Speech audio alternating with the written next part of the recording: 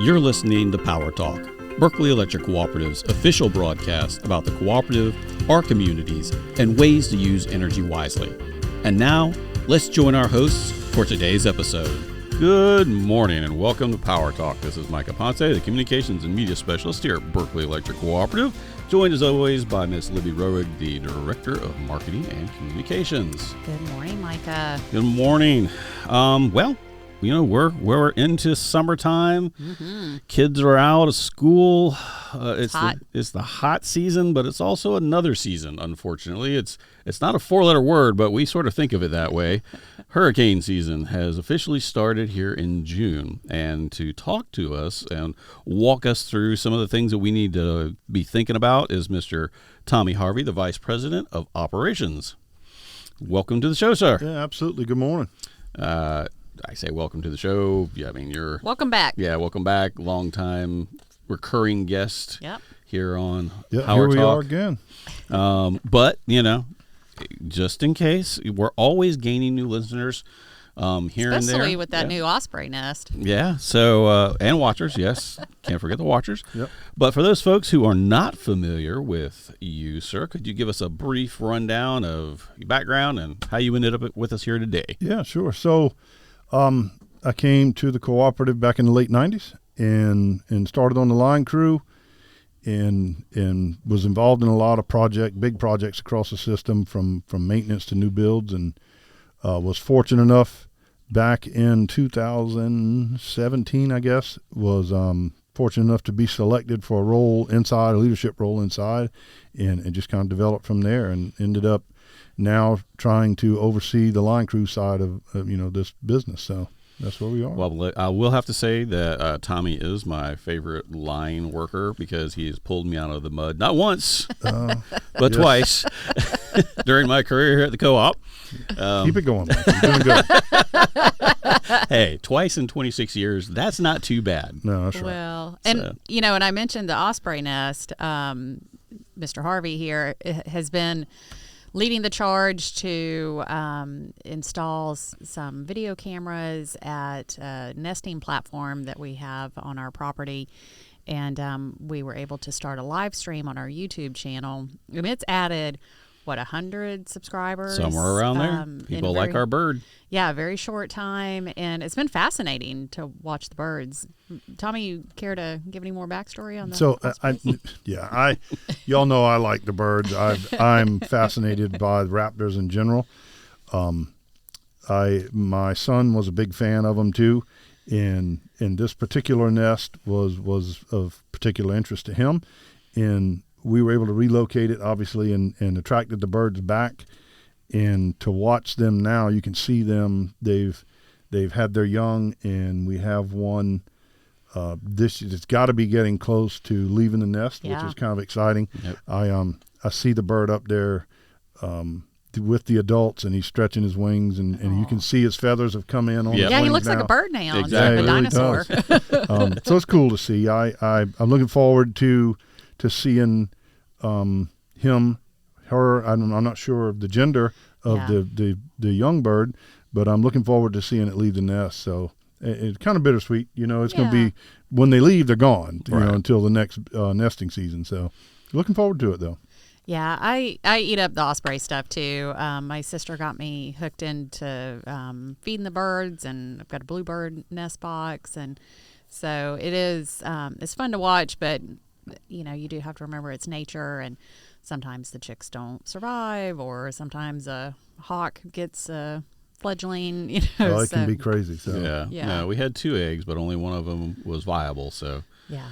But yeah, like you said, it looks healthy and relatively happy, and as happy as a bird can be. Happy as a bird can be, but yeah, it's starting to look like an osprey now. So like you said, it shouldn't be too long. Another couple weeks, I think. Probably. Yep. And then he'll be ready to start doing some test flights, I guess. Yeah.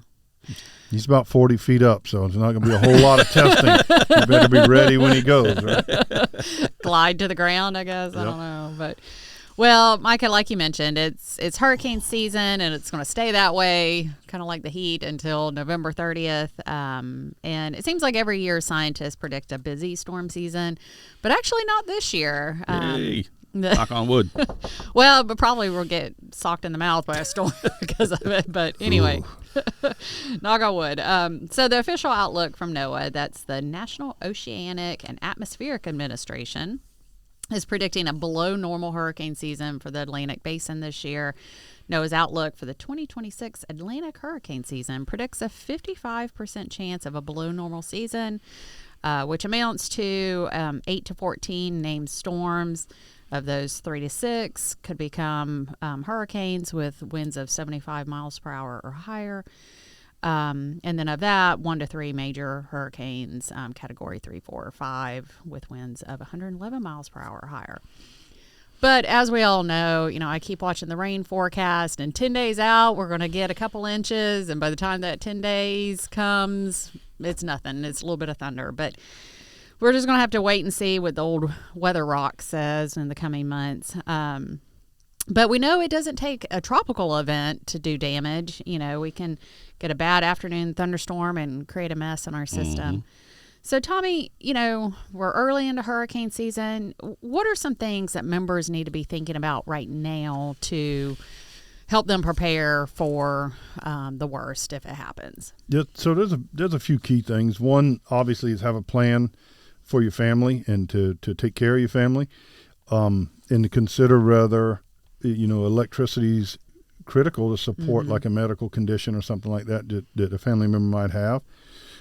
There are steps you can take, especially during a weather event, that either prepare yourself with a standby generator source of some kind.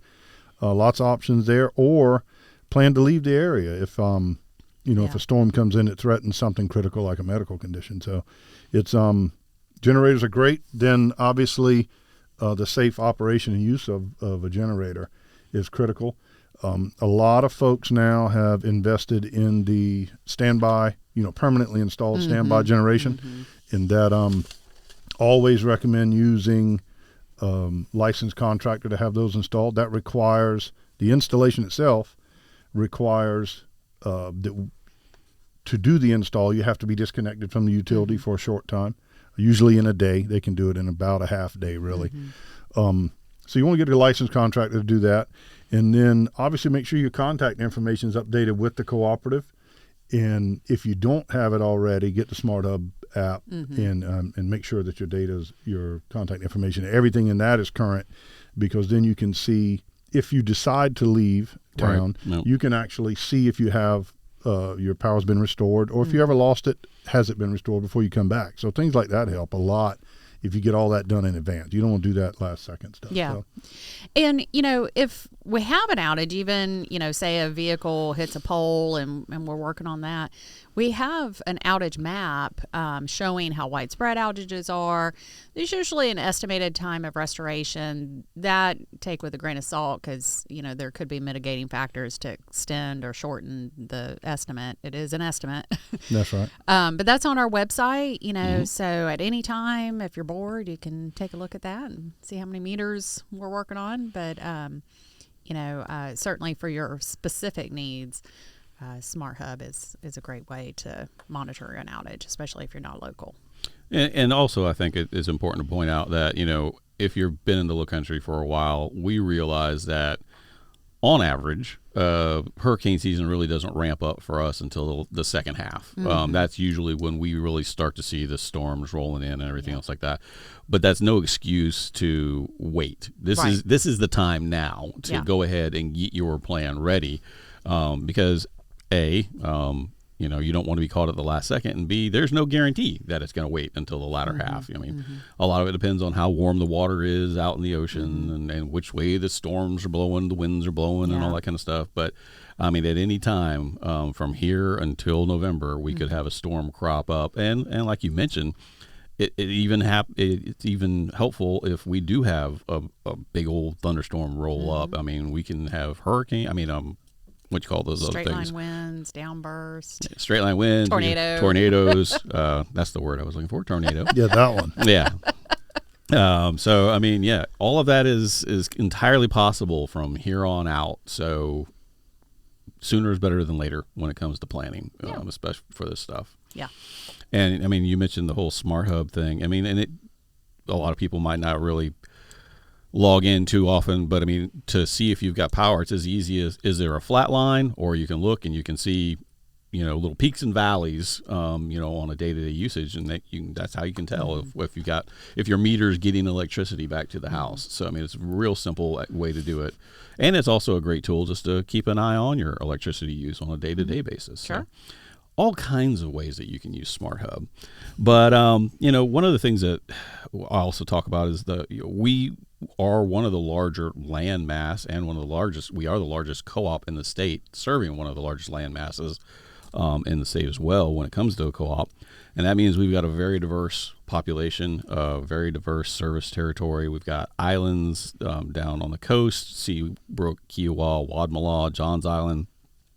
We've got a municipality, Goose Creek. We're on the edges of Mount Pleasant, North Charleston. So, and then we go all the way out to Allendale and Pineville and Cross. So, I mean, we serve a very diverse area. The government woods. South Santee. Yeah, all the way out to the river on the South Santee. Yeah. So we've talked about how members can be prepared for a storm. So how does BEC prepare for, storms, especially with all these different areas that we have to take into account? Yep. So you bring up a good point. You said it just now about preparing early. Don't wait until there's a storm to prepare. And your electric utility can't do that. At this day and time, material alone takes so long to get in that you can't wait till the last minute to prepare. And we start preparing for storm season when it comes to storm material.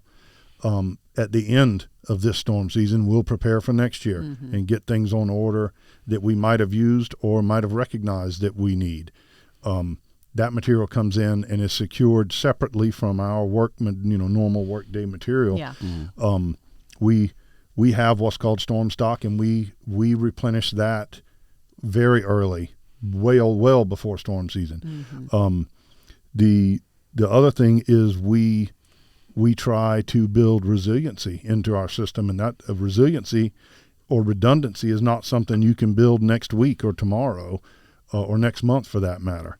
We plan for that every year in our construction work plan, in our system reliability projects that our engineering department designs every year, and we work on those right on through storm season, but all year. We do that all year long.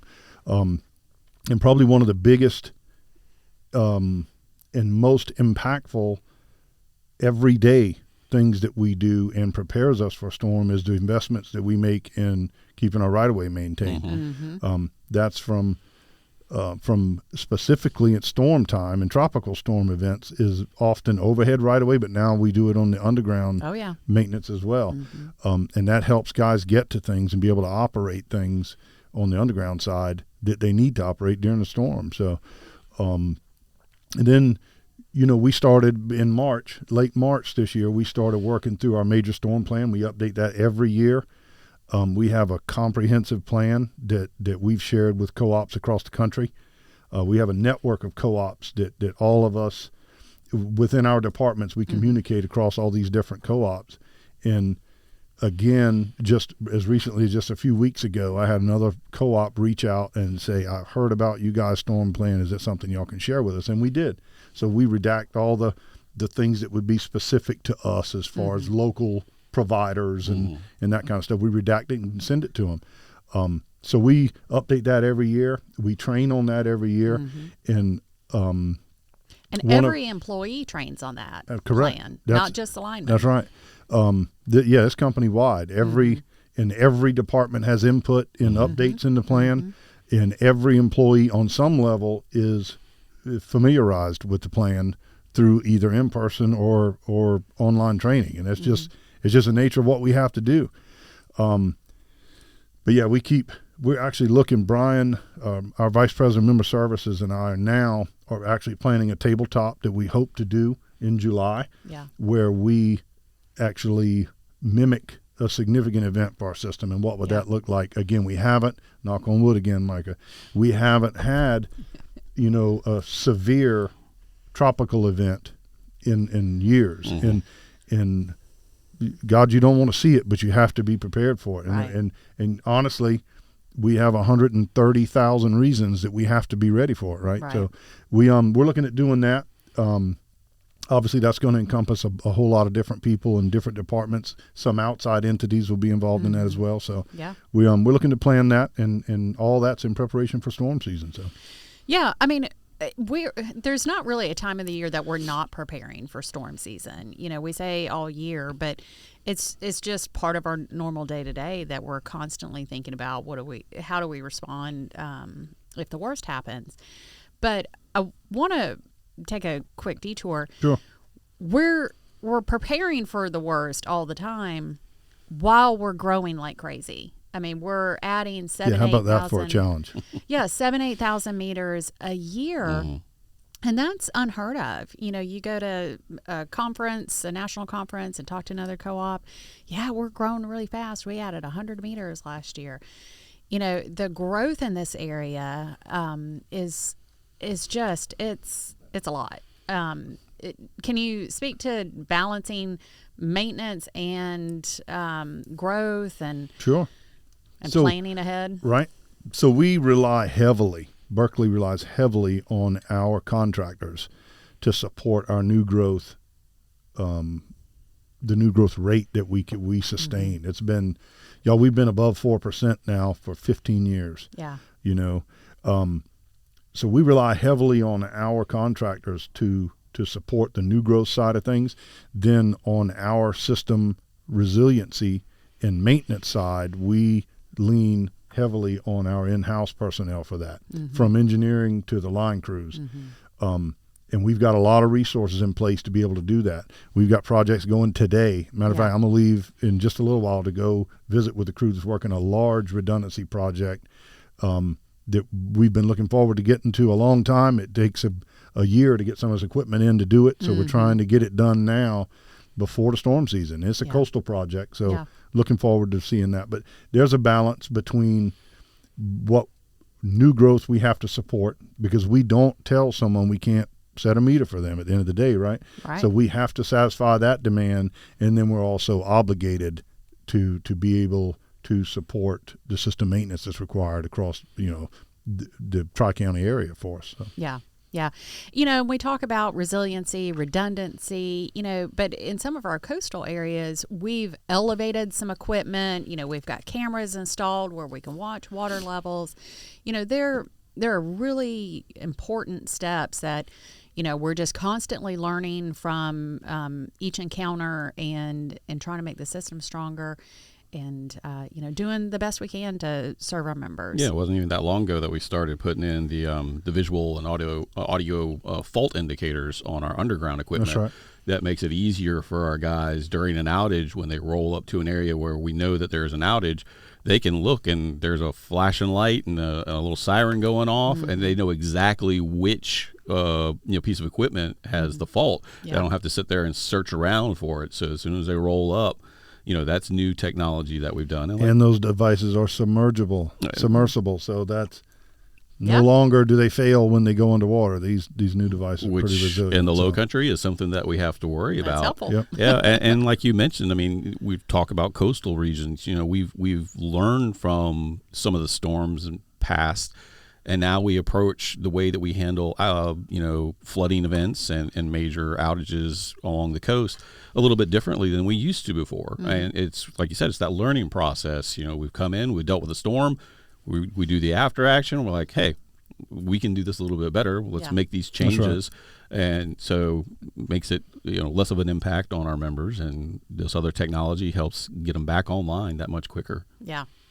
And Tommy, safety is a priority, like storm preparedness is a priority all year, every day. But especially after a storm event rolls through, safety is the first thing that we focus on.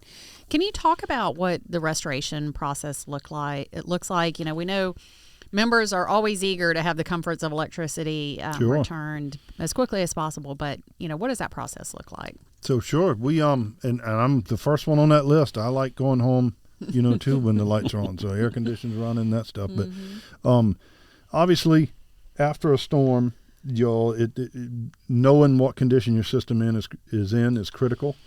And we have trained our personnel, both field personnel, all 100% of the line crews, the right-of-way crews, and anybody who designs our lines in-house or contractor.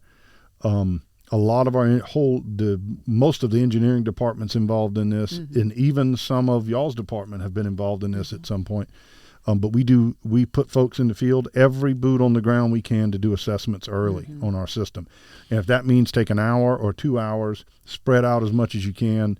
And we have some electronic ability now where folks can go in the field and take pictures with a location, latitude, longitude, GPS location attached to that picture. And when they upload that picture in the app, it comes right back into our emergency operations center, and we can see that.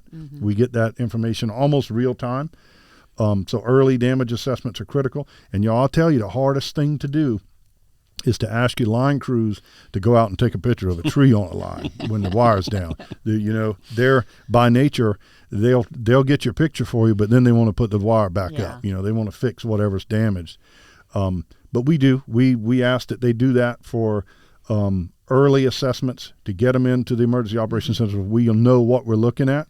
And then obviously the order of restoration comes from the substation out. We buy 100% of our electricity from transmission providers, from Dominion, Santee Cooper, primarily Santee Cooper. Oh, yeah. We have a Duke Energy Serve station now too. So we have to have transmission by and large from them first before we can do anything. And then we secure our substations, make sure they're good to go. And then we start working our distribution lines out from the stations, and then taps and services would be the last thing, that we can get on. Our goal is to get as many people on as quickly as we can on the front end. Just as quick as we get our assessments in, put as many people on as we can first, and then we start working the smaller taps. I think one of the things that we hear a lot too, though, is I'm always the last one on, and and unfortunately, a lot of that is dependent on where you live and how many people live around you. Yep. Like you said, we're trying to get the most people on as quickly as possible, especially in these mass outage events. Yeah. So if you are down a dirt road, a couple miles back into the woods, and it's you and maybe one other person, then unfortunately, you are probably going to always be one of the last people put back on, just simply from a numbers game, and the nature of the way that the system is laid out. It doesn't make any sense for us to go and put the wire back up to your house until the other wires feeding the electricity to that are done and fixed. So, I think that's one of the things that a lot of people don't realize. You drove right by my house. It would take you 2 seconds to put this up. Well, we drove by your house because we have to fix something further up the road, which is going to allow power to flow back to your home. Yeah. So, it can be frustrating, especially when folks are out in the field. You're at your house and you're looking and you don't see any trucks, or they drive right past you. But there is a plan. Yeah, those trucks can be 3 miles down the road fixing the reason that you're out. Or a lot of times back up in a right-of-way somewhere in the woods where you're not going to see them. So there is a plan, and it's made in such a way that we are trying to get you back on as quickly and as safely as we possibly can. Yeah. Another thing to note that we can't operate our bucket trucks until the winds are below 35 miles per hour. So even if most of the storm's passed, if it's still pretty gusty, we're going to have to wait. But we can start getting out and getting assessments and figuring out what's broke and making a plan. So our safety team monitors that now at each office. We have a weather system now at each office where they give us the green light when we can fly buckets and derricks. We go by, the Berkeley Co-op goes by the manufacturer's recommendations for our aerial devices, and they say 35 miles per hour sustained wind is the threshold to not fly those devices. If it's over that sustained, then they don't recommend we do it. So we try to stay within those guidelines. Yeah. Well, plus the fact that if the winds are gusting that high, tree limbs are still whipping around and everything 100%. Else like that. So it's dangerous in that regard as well. And that's why we discussed, safety is always going to be our priority, especially for our line crews who are out there in the conditions fixing the outages. But what are some of the steps members can take at home to ensure not only their safety but also making sure that they keep our crews safe as well? Yeah, so I think the big thing is to try not to. I know it's enticing to see them sometimes, and it's exciting to watch them come in. You know, if they're working nearby, you're probably you're getting close anyway to getting your service restored. But try to give them room to work. A lot of times we'll set up a work zone that allows our folks a safe distance from anything or anybody else to work, and just don't approach them if you don't have to. If you're really curious about it, I would recommend calling the office. Something like that. You can, obviously, a smart thing to do for your home is if you see the lights blinking, if the weather's crummy and you see the power start to blink, our system is designed to do that. It'll reset itself. If it sees a fault, it'll reset itself. And if you see that, switch your main breaker off. Turn your main breaker off until the wind settles down, if that's an hour or 6 hours. What you can do is look at Smart Hub, and as soon as that power is back on or stabilized, you can see that in Smart Hub. So no reason to let your home sit there and get pounded with that kind of wind and weather. It's just a smart thing to do. I do that. That's hard on TVs and that kind of stuff when the weather's that rough. So. But we definitely want folks staying away from down power lines. That's right. Always assume they're energized. If you see a down power line, please report it through 911, and they'll connect to whatever utility serves that pole. And, generator safety, we talked about that earlier. It has to be properly installed, so that way you're not electrifying the lines with this generator. Endangering our guys. And same with solar panels. You want to make sure you've got the switch installed, so that way you're not feeding the energy back into the system. And like Tommy mentioned too, in terms of what we call electrical load, so when there's a lot of people out at the same time and we're trying to restore their service, all the appliances and air conditioners and everything that was running when the power was on, we're trying to pick all that back up at the same time. Yeah. So what members can do to help is, like I said, if you don't feel comfortable turning off the main breaker, but go through and make sure all of those major appliances are off. Turn off everything you can. Yeah. Leave a light on in the living room so when the power comes back on, the light pops back on and yay, we got power again. Yeah. But you are reducing the load that we have to pick up all at the same time, because sometimes especially when it's cold, it's odd to say it, but the easiest load to pick back up is a light. Right. It's the heat pumps and water heaters and all that stuff. So I mean, that's one simple thing that members could do. And then, because sometimes if the load's too much, we'll flip the switch and it'll flip right back off if it's too much load to pick up, especially when it's cold weather. Right. So those are just some easy things that folks can do. Yeah. And, Micah, we know firsthand that our social media traffic skyrockets anytime there is an outage of any significance. And we know people are curious, what is going on with my house? And, we just had an internet outage at my house, and we rarely have internet outages with the provider. We live in Crowfield, and it's pretty stable. And I went on a run. There's no internet. You can't watch the TV or anything.